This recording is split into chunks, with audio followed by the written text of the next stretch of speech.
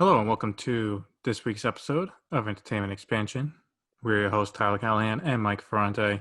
Mike, how you doing this week? Well, I'm chilling despite no new movie news except for more delays and more delays and more delays. But I feel like we got a very special topic for you guys this week, gearing up for the release of the next gen systems. Tyler, what are we talking about today? Well, since the next gen systems are coming out in a few weeks as of this recording, we thought it'd be a great time to look back at the current generation, and it has brought us some great games. This current generation is almost 7 years running. So there's a lot of games that came out, a lot of bad ones, but there are quite a few that I think we'll be talking about for years to come. So we each have four that we personally thought were best of the generation. There are no particular order, and we'll each make our case as to why it should be given that title. Mike, I'll start with you. What is one of your four games? Ooh, well, one of the four games, I think, talking about, this generation of video games, and we've had a whole in-depth conversation about this game before, but I'm going to have to say Resident Evil 2, the remake. That game was so beautifully redone. Graphics looked amazing. The story was still good. It captured the old school horror vibe to the original franchise. So I have nothing but good things about that game to say. So I think that has to be absolutely up there. Yeah, it was definitely a great game. Definitely, I would say for me, renewed my interest in Resident Evil. So I have that to thank. I would say for my first game, it is, and you've heard me talk about this one, The Witcher 3. Yep. That is some kind of game. CD Projekt Red put a lot of work into that game. The open world's amazing. The combat's really good. The fact that side quests can spiral into mini campaigns that other games it would be an entire story is great. The voice acting's great. I think overall, if you're looking for a game during quarantine specifically, this is a game that you can easily 40, 50 hours you can play through, and that's not even including the DLC, which has better villains than the main story. You obviously won't have time now to beat it before their next game, Cyberpunk, comes out, but it's definitely worth the play. I'm just going to have to take your word for it. I know you've been barking at me for quite some time to get actually down and dirty and play it, but I have yet to start that game up. But moving on to my next game, which isn't too far astray from your game, Assassin's Creed Odyssey. Now, if anyone knows me, they know I love the whole Greek mythology thing. So Assassin's Creed Odyssey, you playing as an excommunicated Spartan who, it's kind of a choose your own story. You can either be male or female, but like The Witcher 3, which is what Tyler's saying, massive open world game. Graphically, it's amazing. The side quests you can get lost in real fast. And at the end of the day, if you beat the game like 100%, because I've actually platinumed this game, you're putting in like 120 hours into this game easily. Yeah, and that's not even including the DLC. Yeah. Which is easily another 10, 20 hours with the content they have. Yeah, I still haven't beat the DLCs. I will say it's not my favorite Assassin's Creed game, but I gotta have to give Ubisoft props for the deal of like the Ultimate Edition. Oh yeah. For like $110, you get the game, season pass, which is all the expansions. Was Assassin's Creed 3 remastered? 3 remastered, Liberation remastered, the Steelbook. Steelbook. You're basically on 3 full games and a Steelbook for about $100. That's a great deal. Plus all the DLC for Assassin's Creed Odyssey and all the DLC that came with Assassin's Creed 3. Oh yeah, the George Washington stuff. Yep. Yeah. All right, my second game is Bloodborne. It is a PS4 exclusive developed by From Software, who are most famous for the Dark Souls games. And I tried to get into Dark Souls games, didn't really work. A Bloodborne just clicked. Like Dark Souls, it is hard as fuck, and there is kind of like a permadeath situation. Not complete permadeath, but like, if you were to die before saving, you lose all your progress. So it's a bit more difficult in modern games. But the atmosphere is amazing. The gothic, like kind of like Victorian London kind of feel, but not exactly the same. Just trying to get the bits and pieces of the lore, because you wake up and you're a hunter and just you go through the town and you kill these hideous monsters and they're completely disgusting. But the work put into that, like each main boss is unique in their own right, and at least every boss battle feels, I would say, kind of like a dance. Like, you have to be careful with what you do with your attacks. And then the final boss fight, I think, is one of the best moments in gaming I've had. So yeah, definitely, I'd only recommend it if you're okay with throwing a controller once or twice. Naturally. Um, but otherwise, great game. So moving right along to, was this number 3 or 4? This would be number 3 for you. Okay. Number 3. I think we can't not talk about this game at some point. Red Dead Redemption 2. Okay. The game is just absolutely beautiful. And in a storytelling sense, online is obviously complete garbage, something I'm not a fan of. I was just going to But say, are you including online in your evaluation? no. Okay. Mostly what I'm talking about here is just kind of story-based games. I'm more of going off of beautiful games of this generation, like the real gems. Like if you enjoy story mode, you're going to enjoy these games because there's a lot to look forward to in these games. So obviously Red Dead Redemption 2 is a prequel to Red Dead Redemption 1, but graphics are beautiful. The whole story behind it is honestly just a completely compelling story. And it pulls on your heartstrings at times, depending on how you play it, because, as any other open world game, you have a lot more choice. You could either have your guy, even though he's an outlaw, he can be kind of a good outlaw, or he can be a complete scoundrel. So when you choose the good outlaw side, it's kind of heartbreaking when the thing happens. But other than that, mechanics of the game worked beautifully. The story was amazing. Graphics were great. I have nothing bad to say about the campaign. I will say one bad thing about the campaign, in that it made me like John Marston less as a playable character than Arthur. Because you play Red Dead 1, it's like, oh wow, what a great main character, and I play Red Dead 2, like, Arthur's so much better. What the fuck?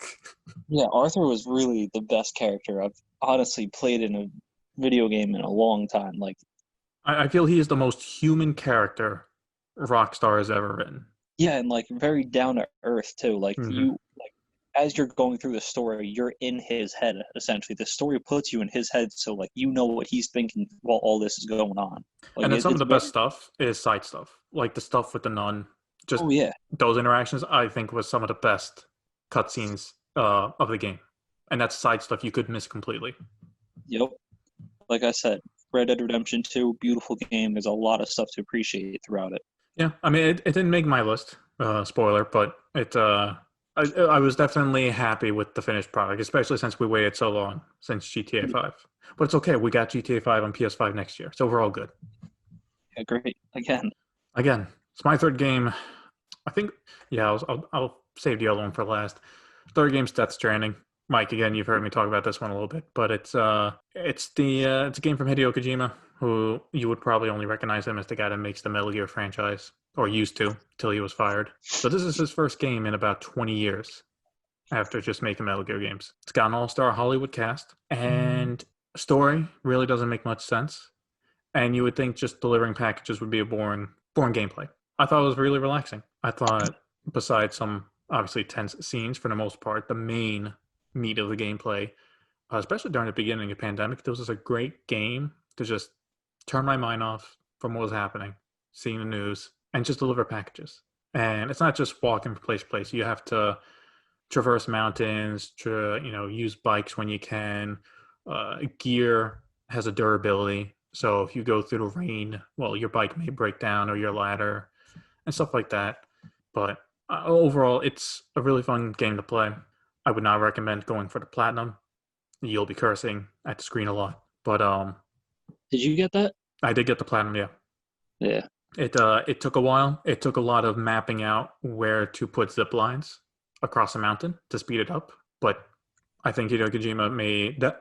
I want him to make a movie. I want him to make a Hollywood movie because he has chops for it. The way he gets his shots right for the cutscenes, it's like you're watching a movie. Okay. But yeah, That's fair. that one though is definitely not a game for everyone. I'll say that. Yeah, because not everyone aspires to be a FedEx or UPS driver there, Tyler. A FedEx driver with a baby in a jar, okay?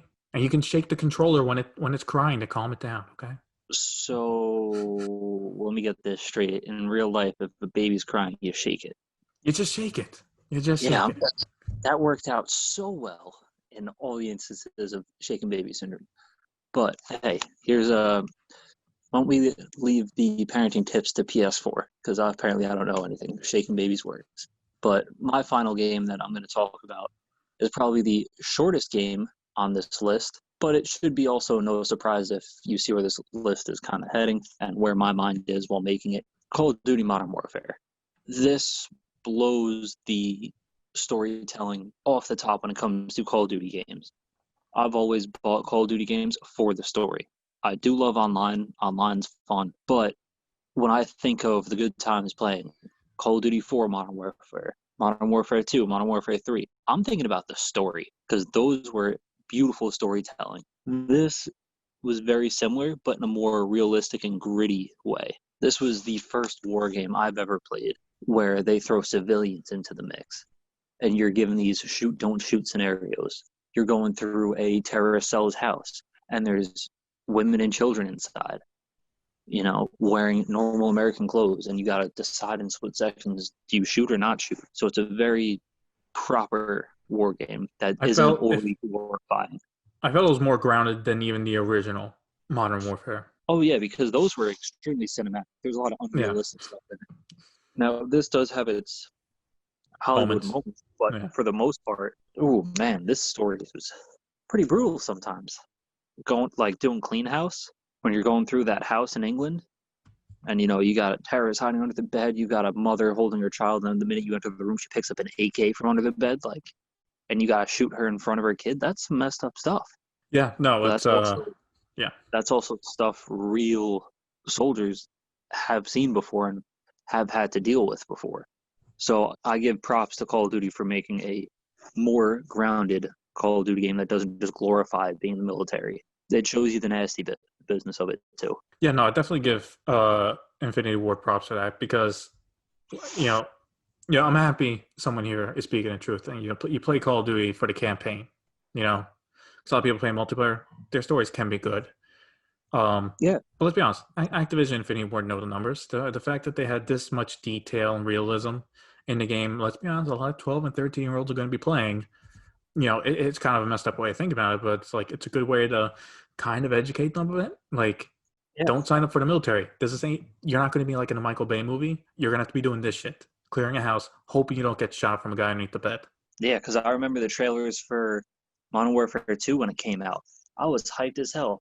At that point in my life, I was like, yeah, I want to be in the military because you got these guys jumping off roofs from roof to roof in the favela.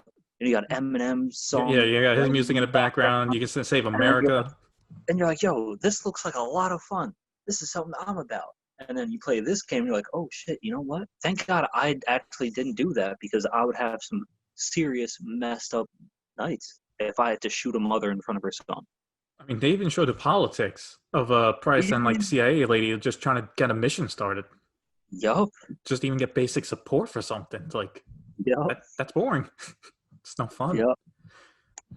Yeah, I mean, I was one of the few people that thought the Infinite Warfare campaign was decent, but this has absolutely made me excited for Modern Warfare 2. Oh, yeah. Any comments on the multiplayer before we move on? No. Bring back shootouts. Yeah. Yeah, so I guess my last game, I guess, is kind of controversial, but the Last of Us Part 2. It is... Wow, that is. Okay. Yeah. To some people, it's controversial, but, you know, I like to think of myself as an open-minded person. As a reference, I was spoiled about a major death in the game about 2 months before it came out. So I was aware of some things that happened. Oh, what was that? No, just continue. Okay. But no, I played it, and when I watched it live as it happened, it hurt. But that's what Naughty Dog wanted. They want you to feel angry. They wanted you to feel like Ellie did. And not going into too much of a spoiler, the swap halfway through, I was definitely annoyed at first. But honestly, by the end, playing as another character was almost as gripping as Ellie's story. So the game is longer than the first one. You're clocking in 20, 25 hours to beat this campaign. But both sides of the story are, for the most part, really well done. The second character, their side characters aren't that developed. But again, at this point, you'd be looking at a 40-hour game to get that done. But I think the theme of revenge, and if you want it, how much would it cost you, not only the people around you, but of yourself? Yeah, it's been done before, but I think it was well done here.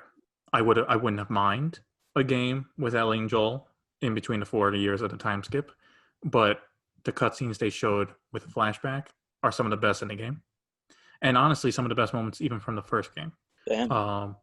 Clickers, they're still as creepy. There's a couple new ones thrown in that are interesting, but nothing special. And oh my god, the gore physics. They're it's kind of fucked up. They added names to the NPCs. So like if you have someone, you just blow someone's head off with a shotgun, there's blood all over the wall. They could be like, Johnny, no, and then they run out and start shooting you, and then you have to shoot them quickly before they get you down.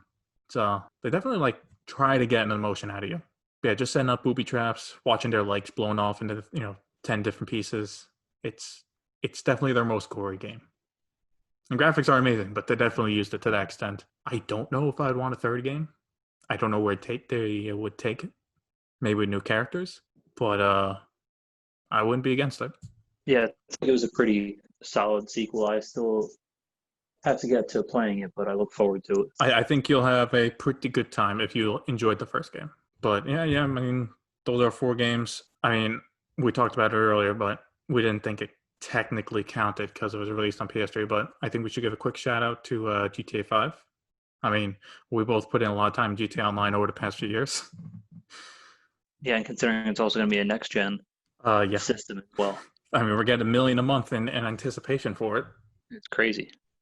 Yeah, but actually, quick question. I want to see if anything come off the top of your head. If nothing comes to your head, that's fine. Is there any one game that you were disappointed with?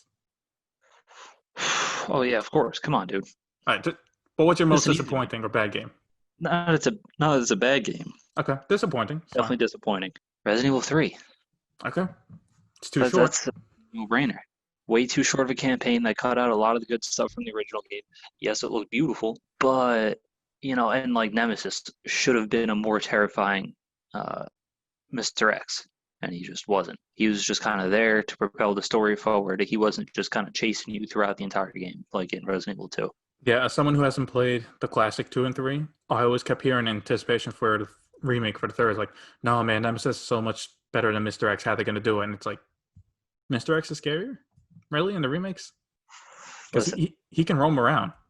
Oh, yeah. It was terrifying, especially if you played on like the hardest difficulty, trying to get that platinum, and then you're low on ammo, and then all of a sudden you hear those footsteps. Dude, you're shaking.